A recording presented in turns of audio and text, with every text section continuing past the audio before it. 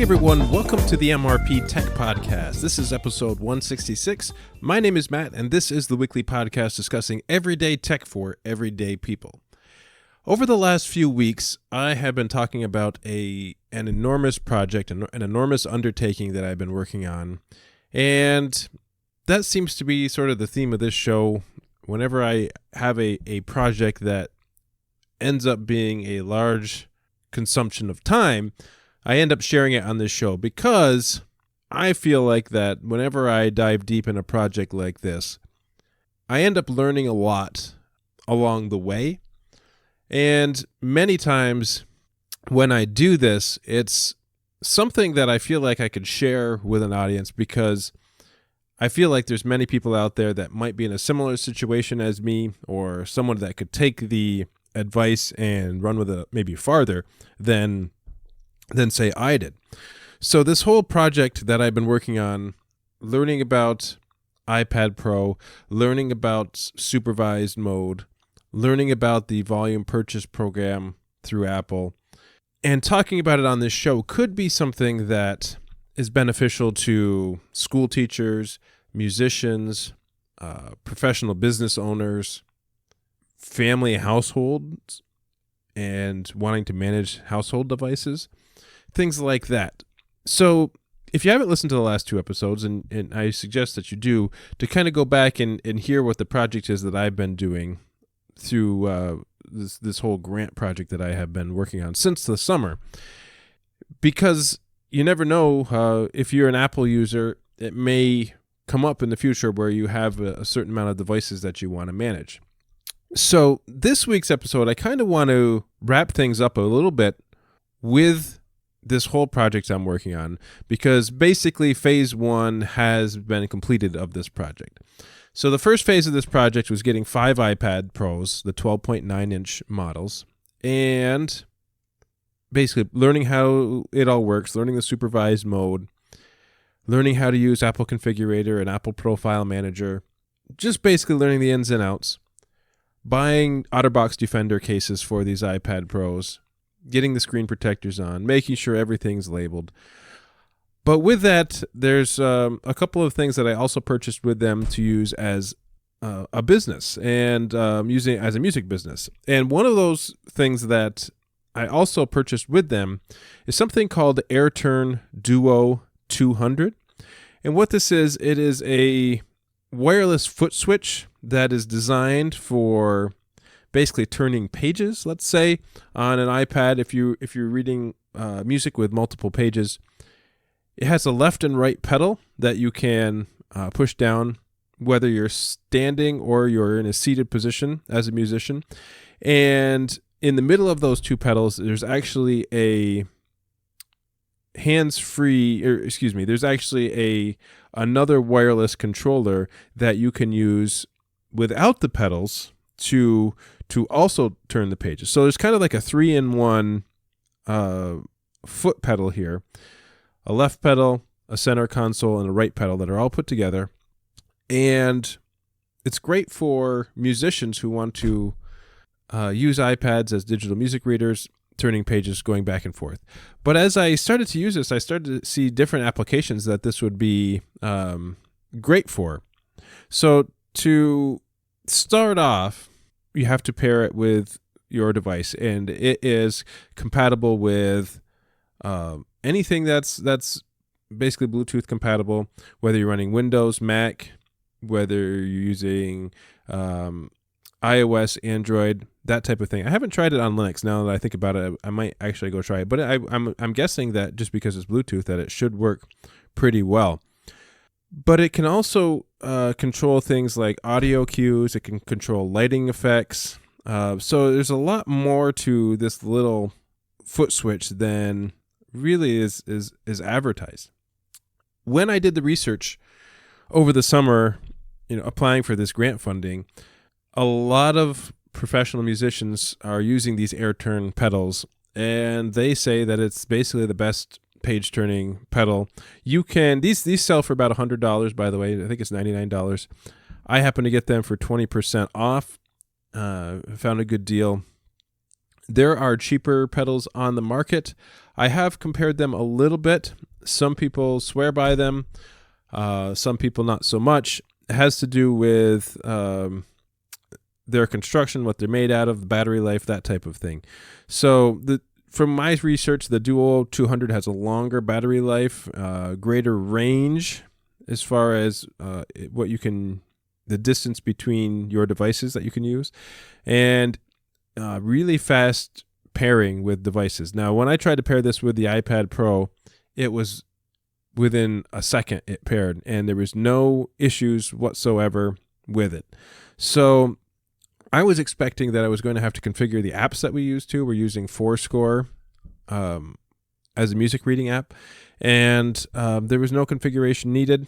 I believe in the settings for these apps, you can sort of hone in on what exactly you want the pedals to do. So that is great in itself. But the other applications that I didn't think of was things like presentations, like PowerPoint, Keynote, teleprompters, whatever you'd like to think about. Is definitely a great application for these in that situation as well. So if you have a business where you're switching slides quite often and maybe use your hands a lot, these little foot switches would probably be worth considering, that's for sure. And like I said, the center console, if you want to call it, for these foot switches is a removable remote control for things like presentations and that type of thing. So it should work with things like PowerPoint, Prezi, Keynote, Google Slides, all those different things as a way to sort of have a handheld transmitter that can be removed for convenient, like a handheld presentation mode, that type of thing. So that is one of the things that I really wanted when putting this whole project together. Is things just needed to work, and it needed to work flawlessly because of the sort of production focus of my business. And if we're going to do this, we're going to move from like an analog to a digital. We're moving from paper to digital music readers. What we want is it to be easier, not to be fumbling around with devices on a stage. So there will be some training involved with the musicians that I contract out with. But so far, it seems like everything is working better than I expected it to. And what I also like is I like having the ability to add other media to my events. So let's say one day, to give an example, we have a projection screen behind the stage, and let's say I want to do a multimedia event where we're playing music and having a slideshow or something performed in the background. Well, this purchase comes around and gives me multiple uses. If I'm not using these Bluetooth pedals for that particular show to turn pages, or if I have an extra one, then I can sync that with another computer and I can use it to move the slides. So just having a versatile way of multiple uses of these devices really makes it something that's far more appealing to me. So things like them needing to be silent, like the foot switches, we don't want clicking sounds when you're pushing them. We just want it to be silent. It needs to work with multiple apps, needs to have long battery lives, needs to be able to work at a distance. Those things are really important when you're putting it in a production environment. So I would recommend, if you're out there, if you're a musician or if you're a business person looking for a solution for like a Bluetooth controller of some kind, take a look at AirTurn. They've got other projects out there, other products out there, I should say, that might fit your needs. This is the AirTurn DUO 200, the one that I'm looking at. It's $99 off of their website. It does lots of different things. Now, I've been an iOS user for years and years and years at this point, and I've always been interested in the iPad 12.9 inch, the iPad Pro 12.9 inch, and I never purchased one for myself because, number one, of sort of the cost of them. Number two, if I'm just using it at home, I think it would be too big of a screen to just kind of hold with my hands. And so now I kind of want to get into a review of the iPad Pro 12.9 inch. This is the 2018 model at this point in time. So we purchased 5 with the grant funding, and knowing well that when the rest of the grant funding comes through, hopefully in March or April, there will probably be a new iPad Pro coming out. So this is part of a rollout plan that I have where we're testing from now until March with these iPad Pros, the 5 iPad Pros. And eventually, if the rest of the funding comes through in March and April, then we'll have about 20 more iPads that we purchase for this organization. And the idea is the musicians will take those devices and they will use them at home for other performances. They will be responsible for the devices, bringing the devices to the shows. It will be their music folder, so to speak. And these 5 original iPads that I purchased will be sort of backup for sub players or for the small group that we have. And so there will still be a specific detailed use of these devices once the newer models have rolled out and everybody has them. It's all in supervised mode, that type of thing. So it's there is a sort of plan for all of this. Now, when you do research for a project like this, there is often things that you never thought about that come up that you didn't know about, things that were unexpected, that type of thing. So when I first found out this first grant funding was coming through, I kind of put out the idea of the project, and as the project came to be, there was other things that sort of came up. For instance, the USB-C adapter on iPad. We were going to purchase some cases for these iPads to carry around, charging station / carry case. Very rugged. It could be locked up and very easy to charge all the iPads at once. And thinking about the charging station, it was originally thinking Lightning to USB, which was a much cheaper option with this carry case.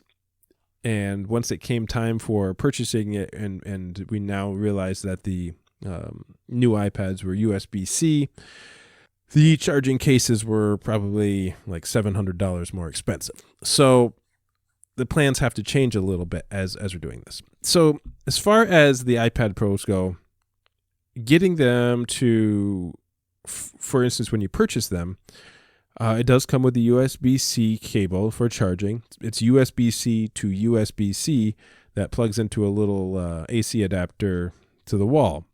And the problem is with the hardware that I'm using, the MacBook, there's no USB-C on my MacBook. So I'd have to go purchase an adapter. So that's another $20 that wasn't planned for with this grant funding. So you needed to buy a USB to USB-C adapter, and everything worked fine.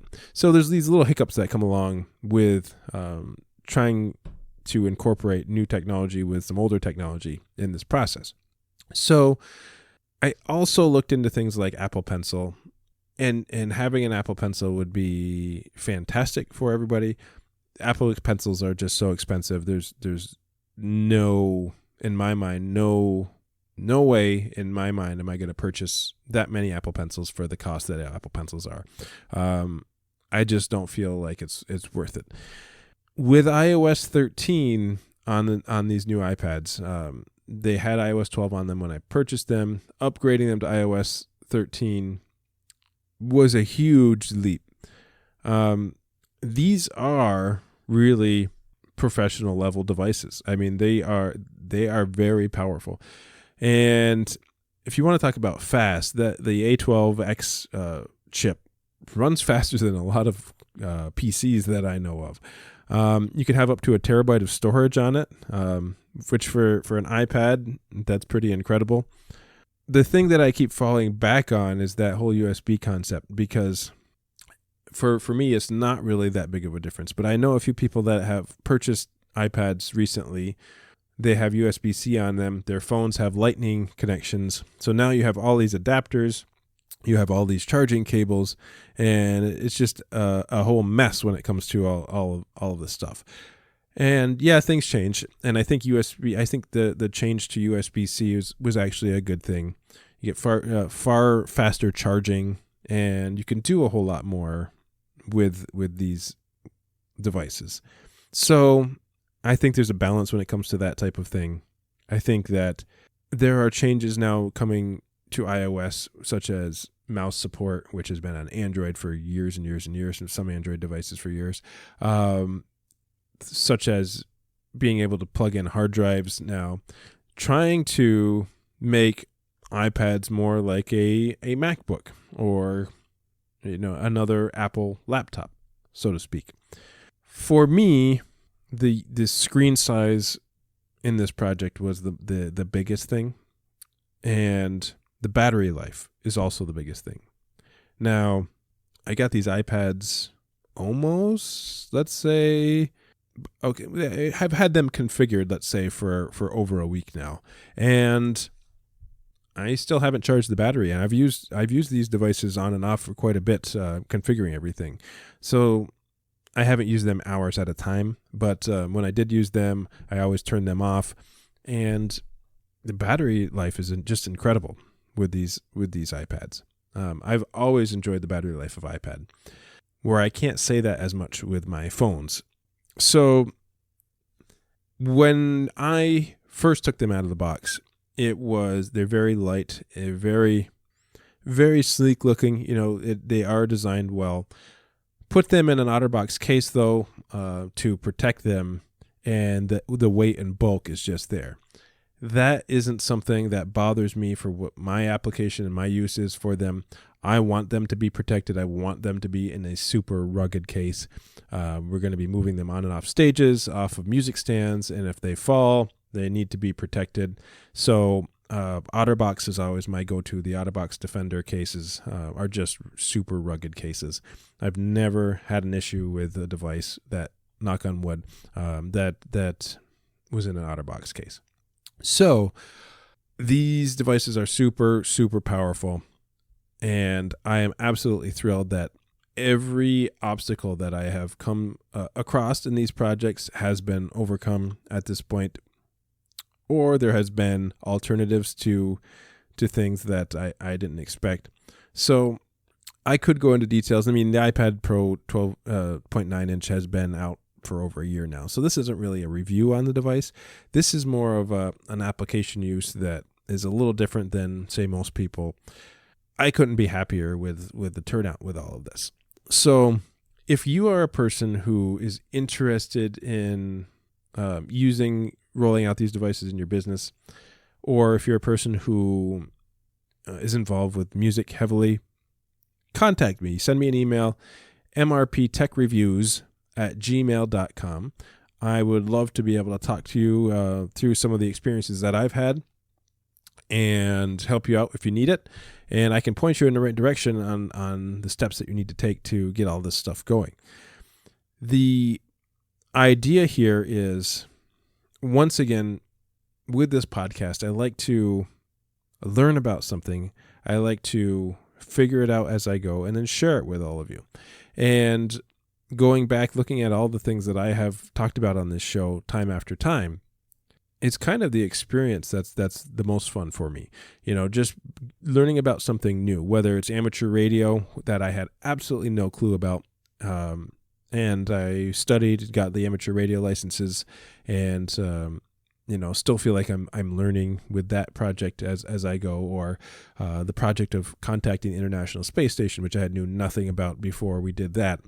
There's all of these things that I hope are beneficial to you, and I hope to hear from some of you sometime. And if you want me to put it on the show, I will.